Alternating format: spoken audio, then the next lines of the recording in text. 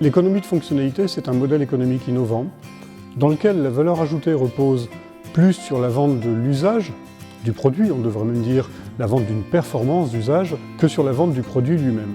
Dans ce modèle, le fournisseur propose à son client une solution globale, laquelle repose bien sûr sur la mise à disposition du produit qui est conçu pour durer, pour évoluer, pour s'adapter, et bien sûr être réutilisé autant de fois que nécessaire, mais aussi un ensemble de services associés qui vont s'ajuster en permanence aux besoins du client. L'objectif est d'obtenir des performances adaptées aux réels besoins et mesurables précisément. Avec l'économie de fonctionnalité, on sort de la logique des rapports de force et de l'obsolescence programmée pour aller vers un modèle plus durable, plus coopératif et plus transparent. Un exemple simple, je peux vous vendre une machine à laver.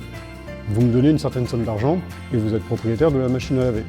Mais c'est là que vos ennuis commencent. Il vous faut payer maintenant les consommables, l'eau, l'électricité, la lessive, si nécessaire la maintenance.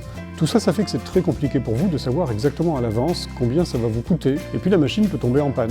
Et ça, si vous êtes un professionnel, c'est une indisponibilité qui peut coûter très cher. Je peux aussi vous proposer un service de lavage, dans lequel je prends à ma charge, moi, fournisseur, la mise à disposition de la machine, son installation, l'ensemble des frais annexes et des consommables, et je vous propose un poste, linge propre, dont vous savez exactement à l'avance combien il va vous coûter chaque mois. Pour moi, c'est une autre manière de travailler. Plus engageante peut-être, plus exigeante, sans aucun doute, mais aussi beaucoup plus responsable.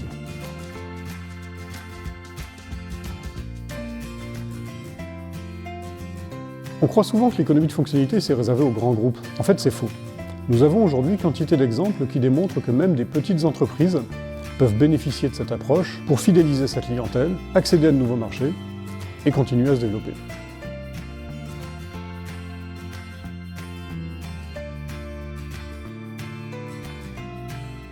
Pour un fournisseur, les avantages de l'économie de fonctionnalité sont multiples. Ça lui permet, en contexte d'incertitude économique, de mieux lisser ses revenus.